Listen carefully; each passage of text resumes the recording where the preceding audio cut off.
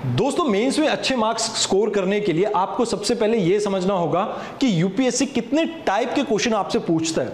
अगर आपको टाइप समझ में आ गया तो आप इजीली उसका आंसर कर सकते हैं एक वेल स्ट्रक्चर्ड मैनर में, और इससे आपके मार्क्स इंप्रूव हो सकते हैं।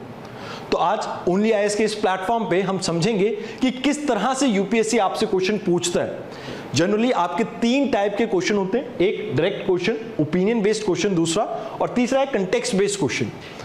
अब इन क्वेश्चंस को मैं एग्जांपल के थ्रू आपको एक्सप्लेन करूंगा, बट सबसे पहले मैं आपको बताना चाहूंगा कि हम आपके लिए 3 प्रोग्राम्स लेके आए मेंस के कोर्स के तौर पे। इससे आप अपने मेंस के मार्क्स को इंप्रूव कर सकते हैं। जैसे एक क्रैश कोर्स है हमारा, जिसमें 60 डेज में आपको एक वेल प्लान मैनर में आपका पूरा सिलेबस होलिस्टिक मैनर में कवर करवाया जाएगा। यहां पर आपको ऐसे के साथ साथ आंसर राइटिंग की प्रैक्टिस करवाई जाएगी। दूसरा प्रोग्राम है हमारा 60 day rigorous answer writing programme, जहां पर आपको डेली बेसिस पे आंसर राइटिंग की प्रैक्टिस करवाई जाएगी, और इसमें वीकली 8 टेस्ट मिलेंगे आपको, जहां पर आप इजीली अपनी परफॉर्मेंस को मॉनिटर कर सकते हैं, अपने आप को इवेलुएट करवा सकते हैं, और उससे आप अपनी कमियों को समझ पाएंगे। तीसरा प्रोग्राम है हमारा एस्से राइटिंग प्रोग्राम, जहां पर 10 आवर की क्लास में आपके एस्से राइटिंग को इंप्रूव किया जाएगा। यहां पर आपको डेडिकेटेड मेंटरशिप मिलेगी, और इसके थ्रू आप अपने एस्से राइटिंग को काफी इंप्रूव कर सकते हैं।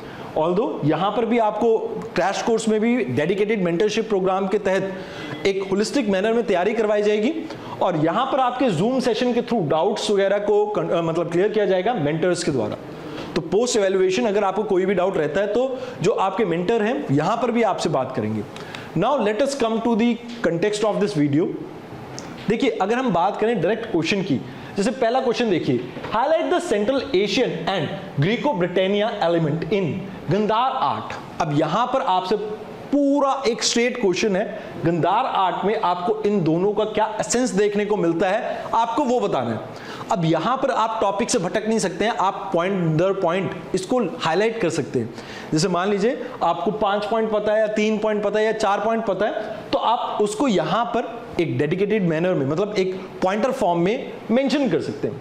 सेकंड क्वेश्चन देखिए यहां पर, what is water stress. Direct एक क्वेश्चन है, वाटर स्ट्रेस होता क्या, how and why does it different regionally in India. अब यहां पर भी आपको रीजंस देने, बहुत डायरेक्ट क्वेश्चन है, वाटर स्ट्रेस के बारे में पता होना चाहिए, और किन कारणों से अलग अलग एरिया में वाटर स्ट्रेस आपको देखने को मिल रहा है, आपको उन कारणों को हाईलाइट करना है। जैसे पानी की कमी है, आपको चेन्नई में कुछ अलग रीजन से देखने को मिल रही है, राजस्थान में कुछ अलग रीजन से देखने को मिल रही है, नॉर्थ ईस्ट में कुछ अलग रीजन से देखने को मिल रही है। तो यहां पर आपको उन रीजंस को हाईलाइट करना है, और बहुत ईजिली आप इस क्वेश्चन को डायरेक्टली पॉइंटर फॉर्म में भी एड्रेस कर सकते हैं, या आपको पैराग्राफ फॉर्म में लिखना ईजी लगता है तो आप उसके थ्रू भी कर सकते हैं। Next, major cities of India are becoming more vulnerable to flood condition. Discuss. अब यहां पर जैसे केरल में फ्लड आया, चेन्नई में फ्लड आया, अब उसके कंटेक्स्ट में आपसे क्वेश्चन पूछा गया है, और क्यों इंडियन सिटी ज्यादा वनरेबल है, आपको इसको हाईलाइट करना है। तो यहां पर भी आपके पास क्या है, एक डायरेक्ट क्वेश्चन है, जहां पर आपको पॉइंट से भटकना नहीं है। अगर आप इसे पॉइंट दर पॉइंट ठीक लिख देंगे तो आपको अच्छे मार्क्स मिल सकते हैं। बट यहां पर भी एक चीज के ऊपर आपको फोकस करना है कि जो पॉइंट्स आप यूज करते हैं that should be very relevant to the topic, और उसके अलावा जो आप पॉइंट हाईलाइट कर रहे हैं यहां पे, दैट इज लाइक कि बहुत इंपॉर्टेंट पॉइंट होने चाहिए। जो लीस्ट इंपॉर्टेंट हो आप उसे लास्ट में लिख सकते हैं, स्टार्टिंग के जो आपके जो पॉइंटर होने चाहिए वो मोस्ट इंपॉर्टेंट होने चाहिए। जैसे एनवायरमेंट या क्लाइमेट चेंज, तो ये पहला पॉइंट है, दैट इज वेरी इंपॉर्टेंट। अब पॉपुलेशन इंक्रीज हो रही है, that is very important, because जो कैरिंग कैपेसिटी है सिटीज की वो लिमिटेड है। जो इंफ्रास्ट्रक्चर यहां पर बना है बहुत पुराना बना हुआ है, जिसकी वजह से वो उसकी कैरिंग कैपेसिटी के बियॉन्ड है। और तीसरा, जैसे आप यहां पर एग्जांपल ले सकते हैं कि जो एमसीज वगैरह हैं वो टाइमली जैसे ड्रेन वगैरह को क्लियर नहीं करते, क्लीन नहीं करती है, जिसकी वजह से भी आपको ये प्रॉब्लम देखने को मिल सकती है। और अर्बन एरिया में अनप्लान्ड मैनर में जो एक्सपेंशन देखने को मिल रहा है, that is also one of the major problem. तो यहां पर आप इन चीजों को हाईलाइट करके इजीली इस क्वेश्चन को एड्रेस कर सकते हैं। तो यहां पर ये डायरेक्ट क्वेश्चन की कैटेगरी में आता है, जहां पर आपको टू द पॉइंट लिखना होता है। नाउ सेकंड टाइप इज जहां पर आपको ओपिनियन पूछा हो, why do some of the most prosperous regions of India have adverse sex ratio for women, give your argument. अब यहां पर आपसे पूछा गया कि जैसे पंजाब एरिया हो गया, हरियाणा हो गया, बहुत prosperous area, per capita income काफी अच्छी है, बट स्टिल इन एरिया में जो सेक्स रेशियो है वो स्क्रूड है, काफी खराब देखने को मिलती है। तो इसको आपको अलग अलग एंगल से रिलेट करना होगा, जैसे इकोनॉमिक एंगल से। अब इकोनॉमी से आप कैसे रिलेट कर सकते हो, तो इसके लिए मैं आपको एग्जांपल देता हूं। देखिए, इन एरिया में जो लैंड की वैल्यू है ना, जो कॉस्ट है, दैट इज वेरी ह्यूज, काफी बड़ी है। अब यहां पर इनके पास लैंड फ्रेगमेंटेशन भी देखने को नहीं मिलता, तो जिसकी वजह से आप देखते हैं कि मेल चाइल्ड प्रेफरेंस काफी ज्यादा रहती है, क्योंकि आगे चलकर उसी को जमीन संभालनी है। तो दैट्स व्हाई कुछ इस पार्ट से आप इकोनॉमी को रिलेट कर सकते हो, सोशल कल्चर को आप सोशल एंगल को यहां पर ले सकते हो, जैसे पेट्रियार्कल सोसाइटी है। तो इस तरह से जो माइंडसेट है जो आपको यहां पर रिप्रेजेंट करना है, वो है डाइवर्स एंगल को किस तरह से आप एक सिंगल क्वेश्चन में पिरो सकते हैं। तो यहां पर आप इस क्वेश्चन को समझिए कि ये ओपिनियन बेस्ड क्वेश्चन है। यहां पर आपके पास हो सकता है कि पॉइंटर डायरेक्ट किसी बुक से देखने को ना मिले, आपके खुद के एक्सपीरियंस से या खुद के अंडरस्टैंडिंग से आपको पॉइंट डेवलप करने पड़ेंगे। Next, the ideal solution of depleting ground water resources in India is water harvesting system.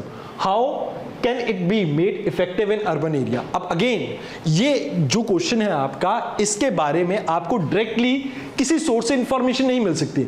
यहां पर भी आपको अपना ओपिनियन सामने रखना है कि कैसे, मान लीजिए अगर आप डीएम है किसी एरिया के, तो अपने एरिया में आप कैसे इफेक्टिव कर सकते हैं रेन वाटर हार्वेस्टिंग को, तो इस बारे में ये क्वेश्चन है। अब इसके बारे में आप ये बता सकते हैं, जैसे मनरेगा स्कीम है उसका यूटिलाइजेशन कर सकते हैं, लोगों को अवेयर करवा सकते हैं, आप पब्लिक ऑफिसेज या पब्लिक बिल्डिंग्स में इस चीज को प्रमोट कर सकते हैं, और जैसे कुछ रूल एंड रेगुलेशन लाके कंपलसरी कर सकते हैं। जैसे चेन्नई के केस में देखते हैं हम कि वहां पर कंपलसरी है रेन वाटर हार्वेस्टिंग हर बिल्डिंग में। तो कुछ ऐसे बिल्डिंग लॉज में हम चेंजेस लाके कुछ इन हार्वेस्टिंग सिस्टम को कहीं ना कहीं और ज्यादा प्रमोट कर सकते हैं। तो यहां पर आप इस तरह से अपना ओपिनियन बिल्ड कर सकते हैं और कंक्लूजन ला सकते हैं।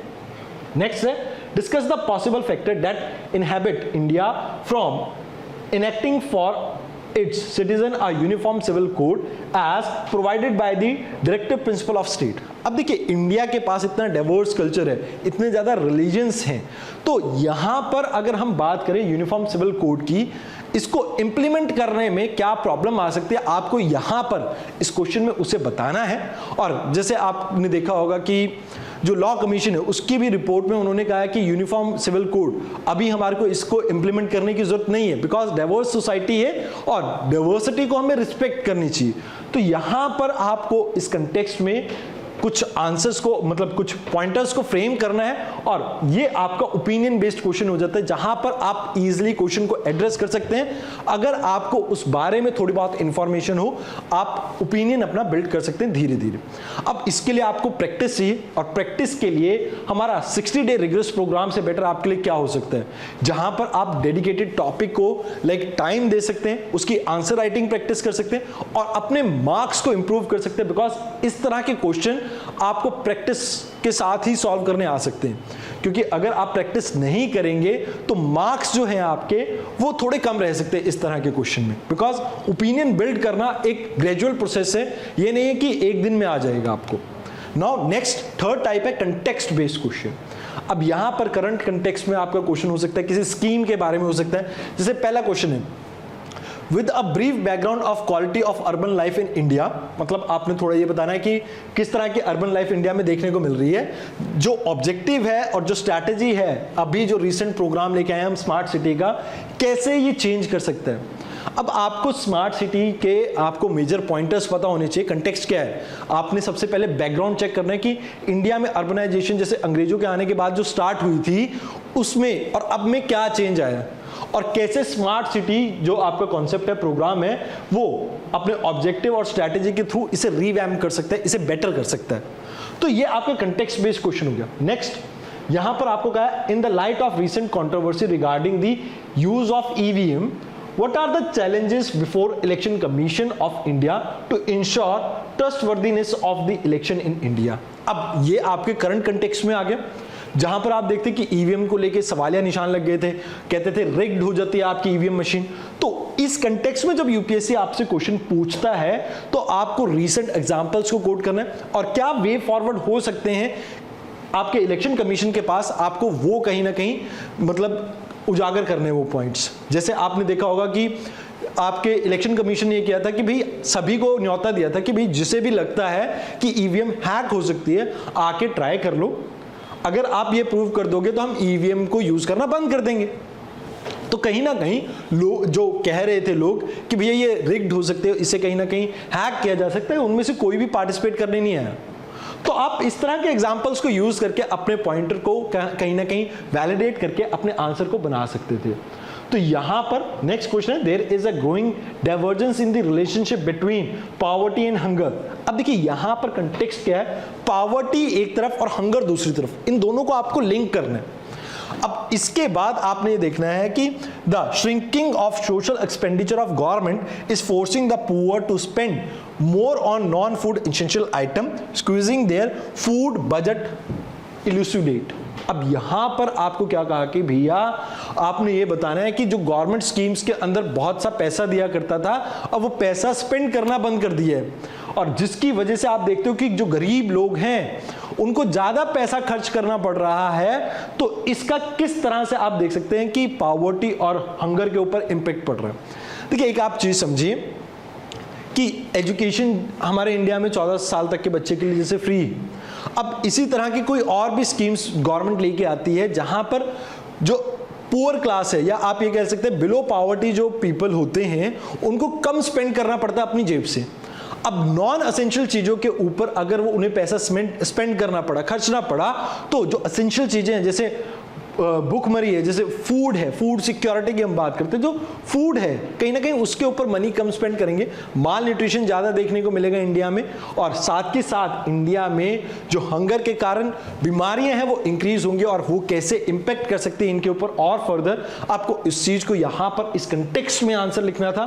तो अगर आप इस तरह के लंबे क्वेश्चन के कंटेक्स्ट को समझ गए हैं तो आपके लिए कहीं ना कहीं आंसर को मतलब लिखना या उसका स्ट्रक्चर फ्रेम करना काफ़ी ईजी हो सकता है। तो आपको प्रैक्टिस करनी चाहिए इस तरह के क्वेश्चन की, मतलब आप अलग अलग टाइप के क्वेश्चंस जब पढ़ते हैं तो आप एक बार कंटेक्स्ट समझ जाइए उसका कि किस कंटेक्स्ट में क्वेश्चन है, डायरेक्ट क्वेश्चन है या आपका ओपिनियन बेस्ड है या आपका कंटेक्स्ट बेस्ड है। जब आप इस चीज को समझ जाएंगे तो आपके लिए इस क्वेश्चन को अटेम्प्ट करना काफी ईजी रहेगा। और अभी जब आप प्रैक्टिस कर रहे हैं आंसर राइटिंग की, आपको कोशिश करनी चाहिए कि थोड़ा समय लेके एक बार अपने दिमाग में स्ट्रक्चर बनाइए आंसर का, और उसके बाद आंसर लिखना स्टार्ट कीजिए। क्योंकि अगर आप इस तरह के ब्रेनस्टॉर्मिंग करेंगे तो आपका आंसर का जो स्ट्रक्चर फॉर्मेशन है वो काफी बेटर हो सकता है।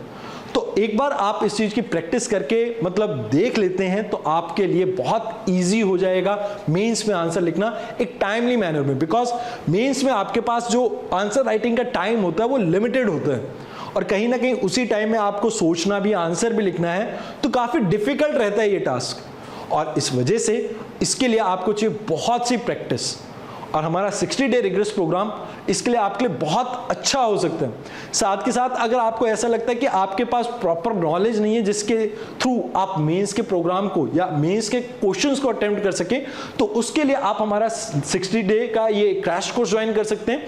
इस क्रैश कोर्स में आपको जो करंट कंटेक्स्ट के क्वेश्चंस हैं या प्रीवियस ईयर क्वेश्चन के बेस पे किस तरह के क्वेश्चन आपसे पूछे जा सकते हैं, कौन से टॉपिक इंपॉर्टेंट है, उन सभी को कवर करवाया जाएगा।